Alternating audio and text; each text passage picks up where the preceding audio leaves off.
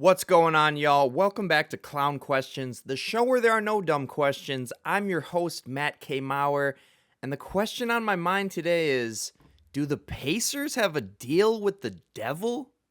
Probably, but I'll get a little more into that. Got plenty of questions. It's a mega show today. Mega show number 3. If you're familiar with mega shows, that means I missed a week. So I'm 2 weeks behind. So it'll be 2 weeks worth of news and lack of analysis from me. We'll have a first interruption with Nikola Jokić.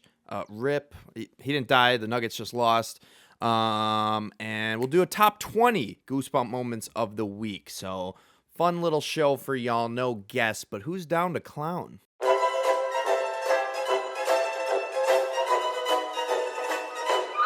That's a clown question, bro.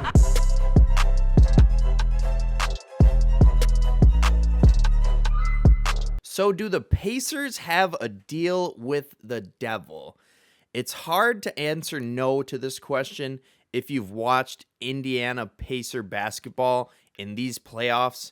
It started off with that infamous game where John Halliburton was holding the Tyrese towel in Giannis's face. They came back from 7 points in less than a minute. They did it again against the Cavaliers, down 8 with a minute left, and they did it down 10 or so. These aren't actual, perfect numbers, but you know what I'm saying. The Pacers have had 3 comebacks in these playoffs that appear as absolute witchcraft. Their game last night against the Knicks, I'll be honest, I wasn't able to watch most of that game. So it seems like they won that one a little more handedly. Not as much black magic involved in that one. But game 1, if you watched game 1, you know what happened. Tyrese Halliburton steps back. They're trying to come back down from this insane deficit. Aaron Nesmith couldn't miss, made 5 or 6 3-pointers in a row. And, of course, it's Tyrese Halliburton taking the last shot at the end of regulation. He puts up the shot. He thought it was a 3. His foot was on the line, but he puts up the shot. It bounces. It lands in the hoop. It felt like that ball bounced off the rim and was in the air for a good 10 seconds, even though it was only 1 second. But one of the craziest plays ever, reminiscent of 2 of the craziest plays ever. Kevin Durant versus the Bucks. Foot was on the line. I think they went to OT. Bucks won in OT. And then, of course, the Kawhi Leonard buzzer beater. That ball just bouncing up there. And we have a third moment, of course. This moment had everything. It had those 2 things. And then, of course, it had this, the choke celebration with Reggie Miller commentating. Halliburton thought he had won the game, did the choke celebration, said, "You choked," which is true. The Knicks did choke. They're up 10 with a minute to go, and they lost. And then, he did the choke sign and pointed to Reggie Miller in the crowd. And then the ref came back and said, "Hey, Tyrese, I know this is awkward, but your foot was on the line. So you're going to have to play overtime. That wasn't a game winner. That was a game tire." So Halliburton was real close to looking like an absolute fool. Would have been an all-time meme, but luckily for Halliburton and the Pacers, they did go on to win the game in OT. But I don't know, what are the Pacers drinking? Do they have that secret sauce that whatever Michael Jordan was drinking in Space Jam? Are they having a seance before, or in the fourth quarter when they're down 16, they're having a seance on the sideline? Something. It feels very Kansas City Chiefs-esque. Obviously, the Chiefs didn't win the championship last year, but they had a number of wins where you're like, how that, if there's not witchcraft involved in this, I have no idea what's going on. That's what it feels like with the Pacers right now. Tyrese Halliburton continues to silence the haters, silence the NBA players who voted him as the most overrated player. He's starting to prove he was kind of the most underrated player all along, which is obviously very, very ironic. But as Halliburton would say, overrate that. But I hate to say it, Pacers have a deal with the devil. Looks like they're up 2-0 against the Knicks. Looks like they're going to win that series in 4, 5, or 6. I would be surprised if the Knicks could get it to 7. The Pacers just are relentless scoring. They're I don't want to say a stacked team because they don't have any, Halliburton's the closest thing to a superstar, but they have good players at every position. I think Pascal Siakam dropped like 40 points last night. I don't know. The Pacers have been I don't want to root for anyone who has a deal with the devil, but what they did in that game 1, coming back from that deficit, the way they did it, like, I started off rooting for the Knicks in that game, and by the end of it, I was like, this is so badass. I almost feel like I'm rooting for the Pacers. But yeah, just amazing basketball. The Indiana Pacer-Knicks rivalry continues to be fueled. Now, New York public enemy number 1 used to be Trae Young. Now it is Tyrese Halliburton as they win 2 games at the Garden and are heading back to Indiana. Tough look for the New York Knicks, and we are on the precipice of something I did not expect to happen at all. The Indiana Pacers are 2 wins away from the NBA Finals.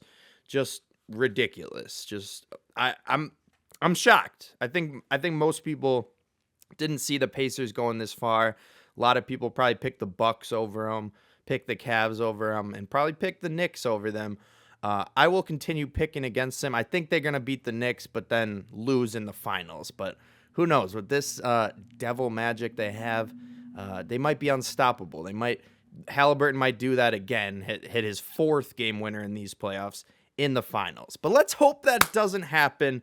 And let's move on to some baseball. My next question is, should we forgive the MLB? I don't think so, because what they did seemed kind of half-assed, and it's like, big whoop.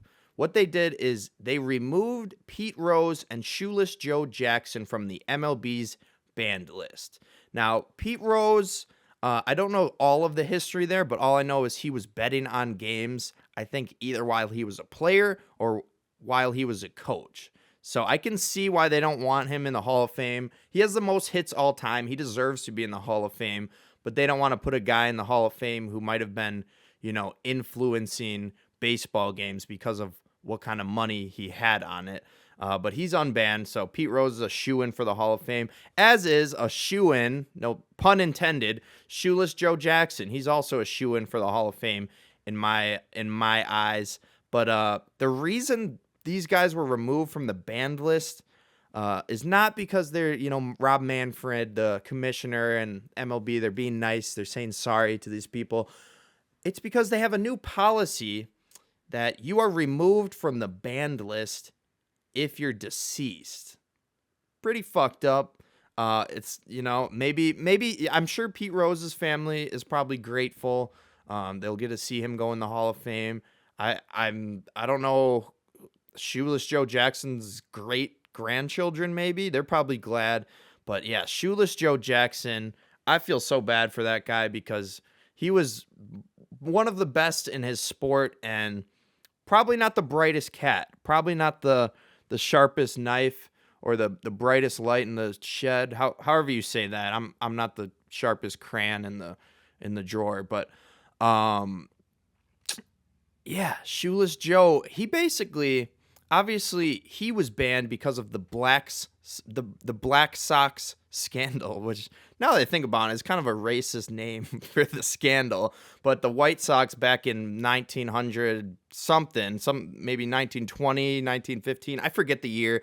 But of course, the White Sox intentionally threw that series because a number of the White Sox players had big money on the other team to win, so they threw it intentionally so they could make some money. Shoeless Joe never bet on it, and Shoeless Joe played his ass off.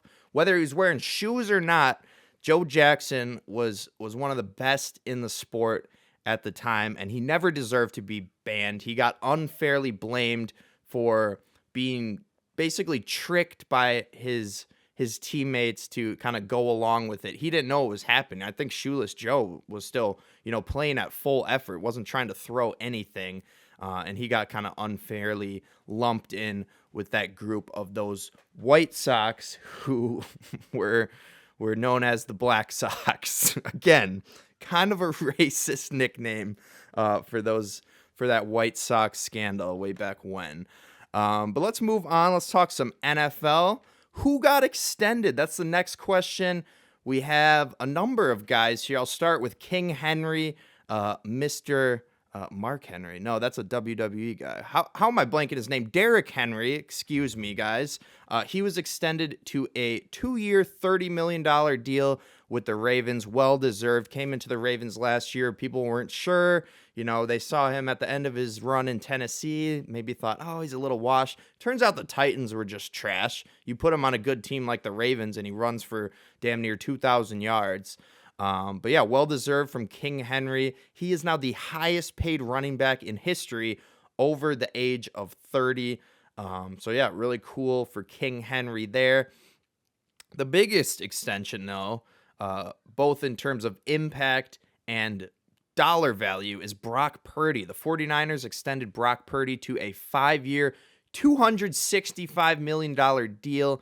Mr. Irrelevant continues to flip the narrative on that nickname. He is Mr. Relevant. He is relevant as a franchise quarterback for the 49ers. They missed the playoffs last year, but I think I like the 49ers to make the playoffs this year because in addition to that extension, they also extended Fred Warner to a 3-year, $63 million deal. One of the best, if not the best, linebacker in football. So 2 great moves from the 49ers there. And I say great move because, yes, you don't want to pay Brock Purdy $265 million. Is he worth that? Probably not. But you're in the NFL, and in the NFL, the market is quarterbacks and then a big gap, and I don't even know who's the second most paid. Wide receivers, maybe, if you're at the top of your game. Some guys on defense, probably. I guess Myles Garrett was probably in that next group. But yeah, 49ers are looking good. Like I said, you don't want to pay Purdy $265 million, but you don't have a choice. He's your franchise quarterback. You want him there indefinitely, and he will be. He'll be there at least another 5-6 years. It was an extension. So yeah, I think another 6 years guaranteed. I don't know how much of that $265 million is guaranteed, but who cares? There was probably a signing bonus. So yeah, Brock Purdy rolling in the dough after being the last pick in the NFL draft. Quite the story from Purdy there. Here's an extension I'm not too excited about. Joe Thuney, he got extended for 2 years, $35 million. Thuney, of course, I forget if it was a trade or if he signed with. Regardless, he's a Chicago Bear. They extended him. Bears are interesting. I had some horrible takes, over a year ago before the season, less than a year ago, but yeah, I liked the Bears to make the playoffs. I believed in Caleb Williams. I shouldn't have. I don't know if it was Caleb Williams' fault. It was probably more so the fault of their asinine coach, Matt Eberflus. No offense, Matt, but call a timeout, bro. Or maybe I won't call you that. But yeah, great move from the Bears. They've signed traded for other O-linemen. So if that O-line can be much improved from last year, who knows? Maybe Ben Johnson and that offensive wizardry will mesh well with Caleb Williams and Rome Odunze, DJ Moore. They just got Luther Burton, the rookie. I don't know. I don't want to say I think the Bears are going to make the playoffs, but I think they're going to be a very competitive team last year. Their defense is always good, regardless of how terrible their offense is. And now their O-line might be good. So, yeah, the league might not be ready for Caleb Williams. I do have more on Caleb Williams. I'll get to that in a bit on a different question. But before that, I'll ask you, who's holding out? More NFL for you. Trey Hendrickson. Trey Hendrickson, I think we knew he was holding out, but he was interviewed. There were plenty of takeaways, but most importantly, Hendrickson said that he will not play the upcoming season on his current deal, and he didn't confirm nor deny that he would also sit out games.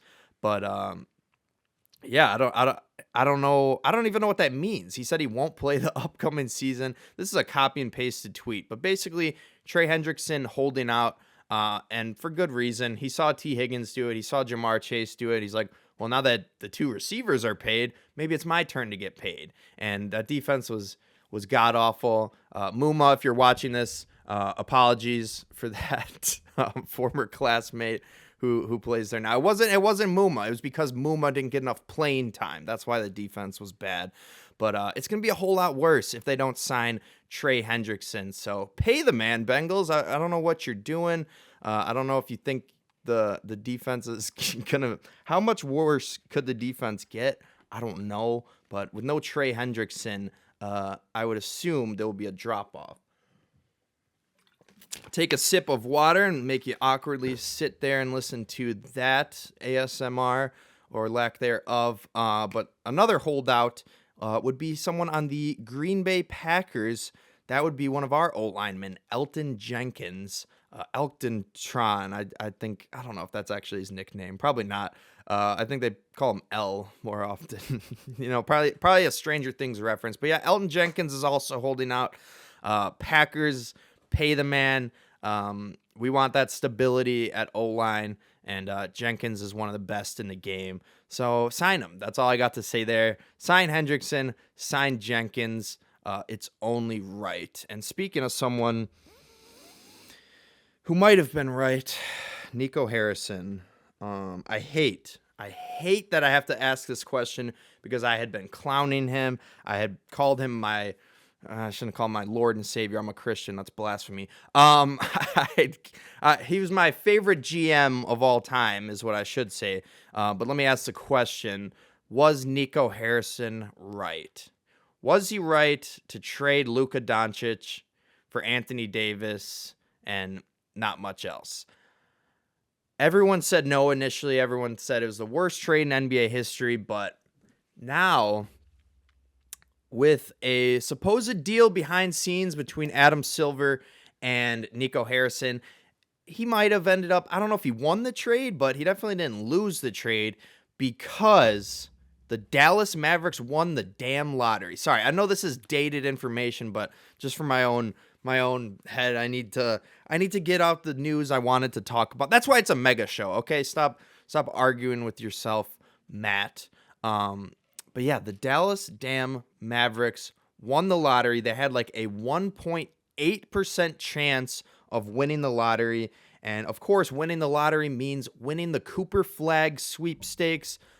Maybe one of the best American prospects we've seen in a while. Was a beast at Duke. He was, before he even played at Duke, he was on the Olympic scout team. You saw clips of him defending Anthony Davis well. So Flag is going to be a force in this league. And now, you hope Kyrie comes back healthy, but now the Mavericks have a very good big three. Maybe, I don't know how Flag will adjust to the NBA. Will he be 20 points out of the game, like out of the gate like LeBron James was? Probably not, but he's going to be a huge impact player. He'll probably start the first game of the season without Kyrie. They don't really have too much of an option, but Kyrie, AD, and Flag, that's a big three. That's a legitimate big three. And maybe, I don't know if a rookie has ever been included in a big three, but I mean, you would put rookie Wemby in there. I think it's fair to put rookie Cooper Flag in a big three there. We'll see what happens, but if Kyrie comes back healthy, that team's a contender in my eyes. I think Flag, AD, and yeah. I mean, Kyrie and AD already have won a championship. Flag just got to a Final Four. So you got two veterans with playoff experience. They know how to win a championship. And then you got a guy in Duke who just went to the Final Four. I am terrified of that team. And as a Lakers fan, I'm pissed because I'm obviously happy we got Luka Doncic, but now Nico Harrison looks like a genius. He won the lottery, and that's what the question should have been. Should the lottery be abolished? What's the point of having a lottery if the team with a 1.8% chance wins it? You made the play-in. You don't deserve to have the number one pick. You were this close. You were one game away from making the playoffs. Absolutely ludicrous to me. Abolish the lottery. The Wizards and Jazz got screwed. They're going to be picking 5 and 6. They should be picking 1 and 2. I mean, I know it's not guaranteed. Those ping pong balls bounce how they do. But, man, I'm pissed about this. And to add salt in the wound, this was kind of determined by a coin flip. The Chicago Bulls and the Dallas Mavericks had the exact same record. So to determine which team gets a 1.7% chance and which team gets a 1.8% chance, they flipped a fucking coin. And I'll put a post-it note in the F-bomb jar. I don't have singles, only 20s, baby. I am so rich, and that is obviously sarcasm. I'm broke as shit. But yeah, a damn coin flip. Are you kidding me? Mavericks get flag. The funny thing for the Bulls is you go back to Josh Giddey, goosebump moment of the week, Josh Giddey, when he hit that half-court shot. That half-court shot, that swish, that pure jump shot from Josh Giddey, one of the most purest shooting forms I've ever seen on a half-court shot. That incredible shot could have cost them Cooper flag. They would have a worse record if they had ended up losing that game. And maybe the Bulls have Cooper flag right now if that half-court shot doesn't win. Maybe that their 1.8% chance gets them the pick.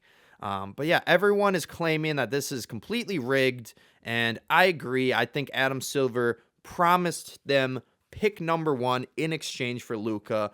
Now, you have to have the caveat of they would have to miss the playoffs, but I don't know. If you're in the play-in, it's probably easy to tank one game. I mean, ask Shoeless Joe Jackson. No, ask Shoeless Joe Jackson's teammates. Free my man, Shoeless Joe Jackson. Rest in peace. But yeah, here I have a quote from Mavericks CEO Rick Welts after the draft lottery. I'm the only person who was in this room and the room 40 years ago. I was in charge of the NBA draft lottery 40 years ago when Patrick Ewing won. I've been doing conspiracy theories ever since. This is surreal, personally. Yeah, well, now, Rick, we're doing conspiracy theories. When Patrick Ewing, I think, unlawfully went to the Knicks. I don't know. Everyone probably thought that lottery was rigged. I think this one's rigged. And Nico Harrison looks like a genius. He's Nemo described it as failing upwards. That's what he told me. He said Nico Harrison is failing upwards. He tried to destroy the team and somehow ended up making it even better. I think even better with the caveat of a healthy Kyrie Irving, which we probably won't see until, hopefully mid-season or so. But yeah, there's not much to say. As a Lakers fan, I shouldn't be mad or jealous because I have Luka Doncic on my team now, but they have Cooper Flag. It's like they're already a better team than the Lakers, so it just kind of pisses you off as a Lakers fan when you were clowning I wasn't clowning the Mavericks. I was clowning Nico Harrison, but now I can't even clown him because I know that closed door deal with Silver got him that number 1 pick and got him that prospect, that dude, Cooper Flag. Moving along, what's the bad news? I hate asking these questions, but I do need to say a rest in peace to Jim Irsay, the owner of the Indianapolis Colts. He passed away. Not sure the cause of death, but he was getting up there in age. But one of the more likable owners. He was very well known for, I think, his guitar collection. He loved those Les Pauls. I don't know how good of a guitar player he was, but yeah, he was a memorable owner. He always liked to kind of play with the fans and go on Twitter, and they would announce whether or not the roof is going to be open at Lucas Oil Stadium. Kind of funny little dynamic there, but yeah, I don't know a ton about Jim Irsay. All I know about Jim Irsay is from listening to Pardon My Take, and those guys love him. So he does seem like a good guy. So thoughts and prayers to his family. Rest in peace, Jim Irsay. Other bad news. This is going way back. We're already in the Eastern Conference Finals, and I'm bringing up stuff from the semis. But Tatum gets hurt. Jason Tatum tears his Achilles. Really unfortunate injury. Obviously, the Knicks ended up beating the Celtics, I believe, in 6 games. Maybe it was 5. Regardless, they beat the Celtics. Tatum injury is tough. And I do have to apologize to Nemo. That night, Tatum had 45 points before he tore his Achilles, and obviously will be out for the foreseeable future. We don't know if he'll even play next year. That's a tough injury to come back from. But this Tatum injury, I don't want to say I caused a torn Achilles, but it may be on me. a little bit. I may have jinxed it because I don't know. I have this rule with Nemo: don't FaceTime me during a game. I don't have a don't text rule really, but I want to watch the game. I don't want to. And at the end of the game, when Tatum had like 40 some, I texted him like, "Holy crap, Tatum can't miss." And then like 5 minutes later, he tore his Achilles, and Nemo's like, "This is your fault." So I'm really sorry, Nemo. Sorry for your Celtics. I think we're gonna get a Nemo on the Clownfish going soon. He'll do his. It'll be an awkward. We were trying to do a Celtics victory lap for him. Kind of awkward to do it when they're eliminated from the playoffs, but they had won the playoffs in between our last two pods. We got to get more consistent with that. We can't be waiting one full year in between podcasts. But yeah, sorry Nemo, sorry Celtics fans. Prayers up for Jason Tatum. He's overhated even by me. I overhate him and referred to him as the Green Gooner. Dumb inside joke. It's not even worth looking into. That's TikTok lingo. But yeah, prayers up. Hopefully Jason Tatum can, I don't know. Hopefully he can get to full health. Like I said, I don't know if he could miss the entire season. Klay Thompson ended up doing that, missing an entire season. But I don't know. I think Tatum likely. I think he could probably be back for the playoffs. But yeah, we'll see what happens there. In some other bad news. I have some bad news for Milwaukee Bucks and Milwaukee Bucks fans. Giannis is reportedly open to playing elsewhere. This is via Shams. I learned how to pronounce it. Shams. Damn, I don't know his last name. Charania. No, that is it. It's Shams Charania, the reporter, the GOAT NBA reporter. Sorry, Woj is the GOAT. The Shams is the heir apparent GOAT. But yeah, per him, he said Giannis has not made a decision on his future. I don't know if Giannis wants to be traded or not. I know he wants to win a championship. I know he loves Milwaukee, but I don't know. Does his love for Milwaukee supersede his desire for a second championship, get into that upper echelon of all-time greats? I don't know. I don't think Bucks fans know. The only guy who probably knows is Giannis, whether or not he wants to, and he's going to keep that close to the vest. He's not going to say anything, but yeah, I hope he stays in Milwaukee. Again, not a Bucks fan, but I don't know. I always thought he was going to be a Buck for life, and I hope somehow that happens. But it really seems like they're kind of leaning towards looking for some trades and trying to rebuild the Milwaukee Bucks, which sucks. But what doesn't suck, here's some bad news that Bucks fans will like. Caleb Williams considered the UFL to avoid the Bears. I put way too many pauses in that sentence, but that's bad news for the Bears. Caleb Williams was not with it. He was not into going to Chicago, going to the Bears, that dilapidated franchise. He really considered going to the UFL. That's going to pay you like a tenth of what you're getting now. He's probably making $30 million. Obviously, he didn't go to the UFL. He did end up getting drafted by the Bears and playing there. He'll be their franchise guy until hopefully, hopefully he's a bust. I'm a Packers fan. I like the player, but I don't like the Bears. So it'd be funny to see them have another bust at quarterback. But the fact that he even considered the UFL is absolutely hilarious. It shows how poorly run of a franchise the Chicago Bears are. But yeah, that's just some good news, bad news to maybe make the Bucks fans take their eyes off of a potential Giannis trade and clown the Bears and Caleb Williams, like Clay Matthews said at the NFL draft. The Bears still suck. I do think they're going to be good this year, though. Ben Johnson. I'm kind of scared of Ben Johnson in that revamped O-line. I don't know. Hopefully he goes to the UFL, though. We'll see. Last question for y'all is who retired? We had a trilogy of actually 4 different retirements. Derek Carr, Evan Longoria, Gene Segura, and Around the Horn.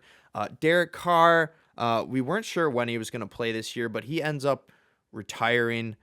So I guess the New Orleans Saints starting quarterback is Tyler Shuck, who I still don't understand how he got drafted ahead of Shedeur Sanders, but I don't know. I mean, the Saints knew they were in the market for a quarterback, so they I don't know, maybe they didn't want to upstage Carr. Maybe they thought he was going to play longer. I believe he retired after the draft, but I don't know. If they really wanted Shador, they would have taken him instead of Shuck. So I guess Shuck is their quarterback. Something interesting is though, I've obviously my brother's a huge Steelers fan, and he's kind of awaiting the Aaron Rodgers news cycle, hoping he gets on Pat McAfee show and announces he's going to be a Pittsburgh Steeler sometime soon here. But Steelers and Vikings are like the two teams people are kind of thinking about where Rodgers might end up going, but my brother brought up a third, the New Orleans Saints. That quarterback room of Tyler Shuck, Jake Hayner, and Spencer Rattler would undoubtedly be usurped if Aaron Rodgers were to sign there. I don't know, but happy trails to Derek Carr. Inside joke between me and Dr. Jones. We used to say Tom Brady's the GOAT, but Derek Carr's the boat. Now, on Pardon My Take, they referred to Blake Bortles as the boat. I don't know if that's a different meaning than what ours is. I got into Pardon My Take only a couple of years ago, so I don't know all the lore. But yeah, we would say Tom Brady's the greatest of all time, but Derek Carr's the best of all time. He's the boat, not the GOAT, the boat. And of course, we said that during the year Carr was on the Raiders and he was an MVP candidate. And the joke just kind of stayed with us as Carr kind of remained a little average and mediocre. Sorry, I don't mean to talk shit about you as your retirement. But yeah, happy travels to the boat, the best of all time, Derek Carr. Evan Longoria, coincidentally, my friend Evan Darsh. Oh, damn. Can't use the government name and the nickname in the same breath. But one of Darsh's favorite players ever, Evan Longoria, the longtime Tampa Bay Ray, potential Hall of Famer here. He's retiring. Happy trails to him. Am I stealing the happy trails thing from Pardon the Interruption? Is that allowed? How much of this do I steal? I don't know. I try not to talk about other shows. I try to keep it in my own show, but I don't know. They interest me. And speaking of other shows, Around the Horn, they also retired. The show has been canceled after 23 years.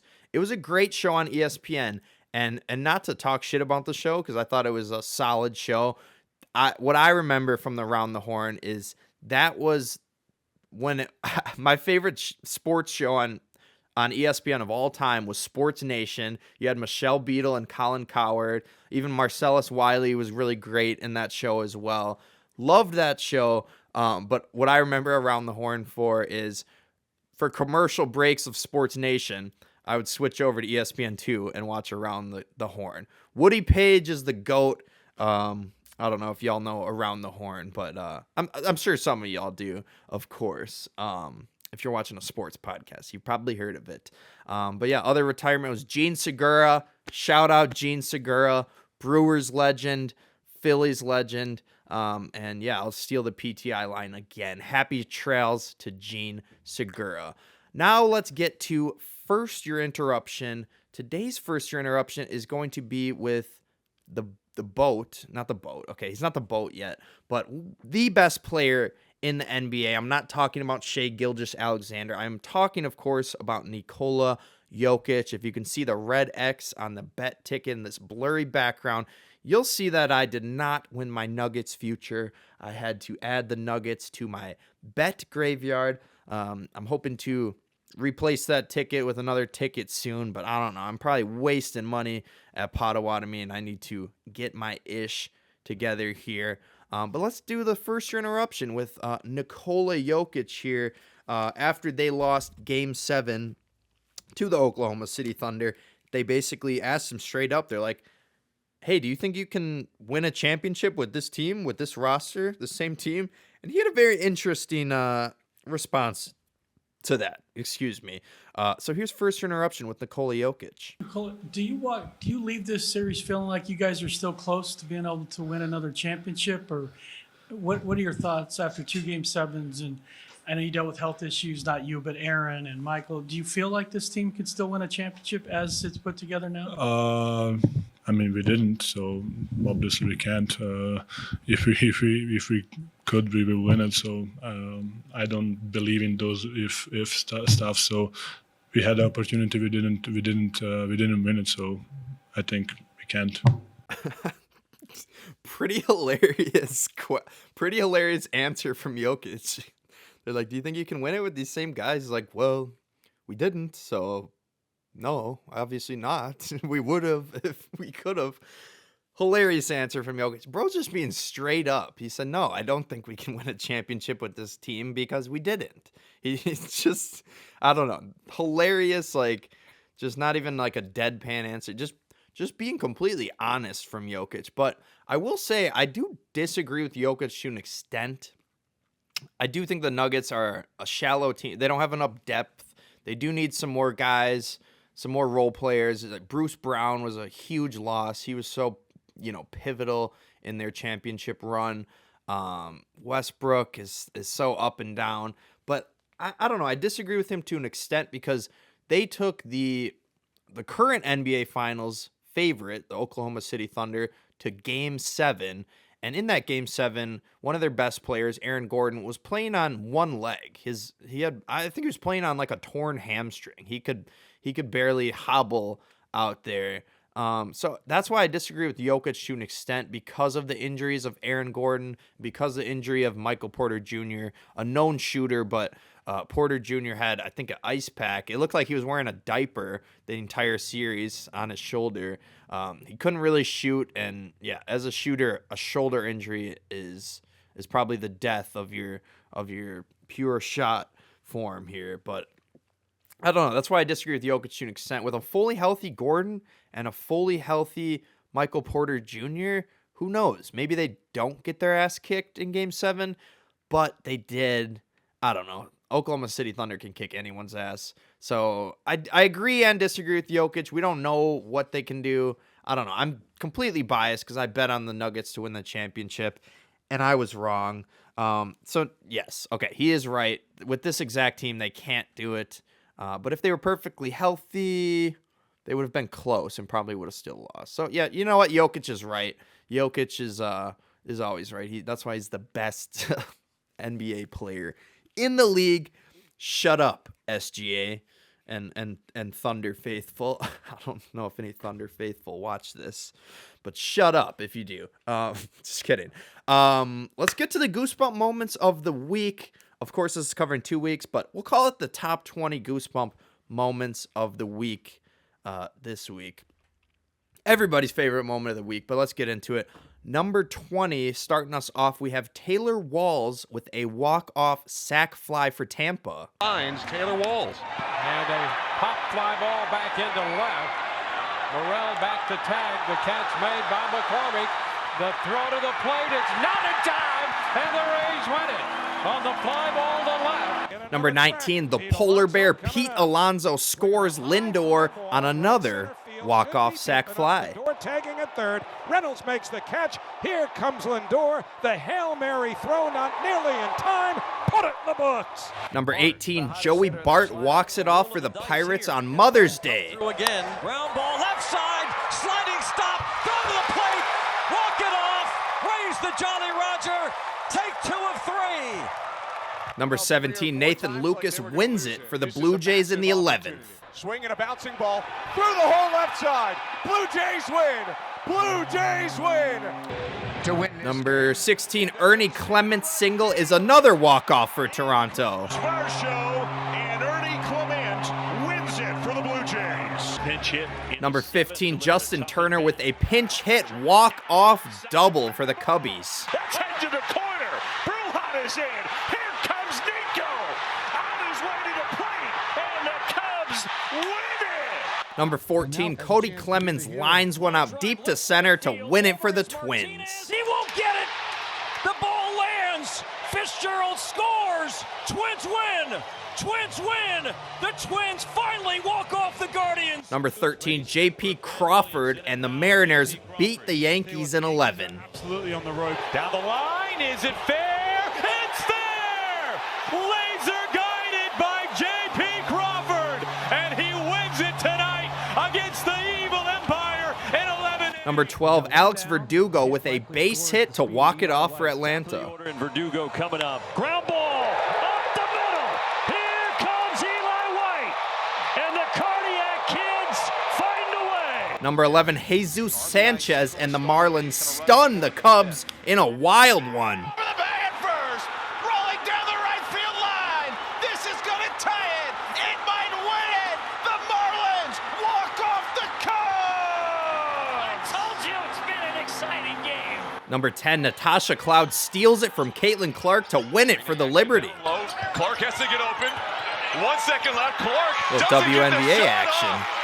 Cloud locks her up, and New York comes into Indianapolis. Number 9, Rafael Devers with his first career walk-off homer in Boston. Way back and gone.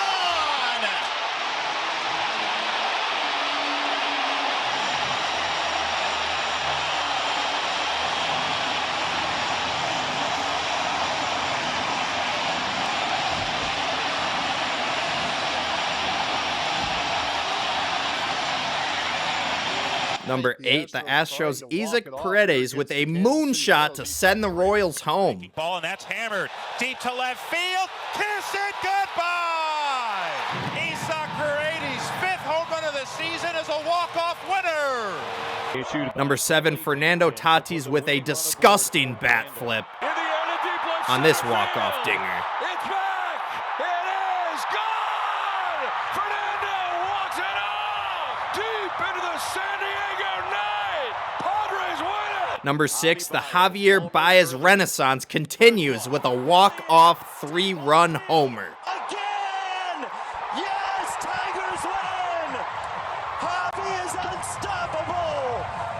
You gotta be kidding me. Number 5, Brad Marchand wins Game 3 for Florida in OT. His shot tipped. It's in.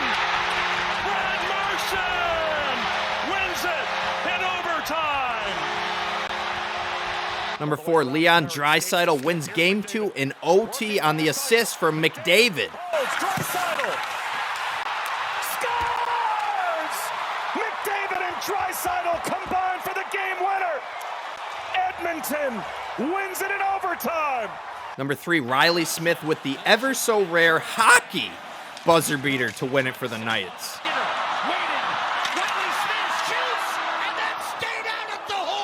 This is unbelievable. This looked like it might have gone in. This might be it. Number 2, journalism wins the 150th Preakness Stakes with an incredible comeback victory. He's back into second. He might even win it. Here's the wire. Oh my goodness. Journalism has won the Preakness Stakes in a performance like you read about. Number 1 moment of the week, Tyrese Halliburton channels Reggie Miller to tie it as the Knicks choke Game 1. He'll take it. He'll backpedal a 3 for the win. And goal! He got it!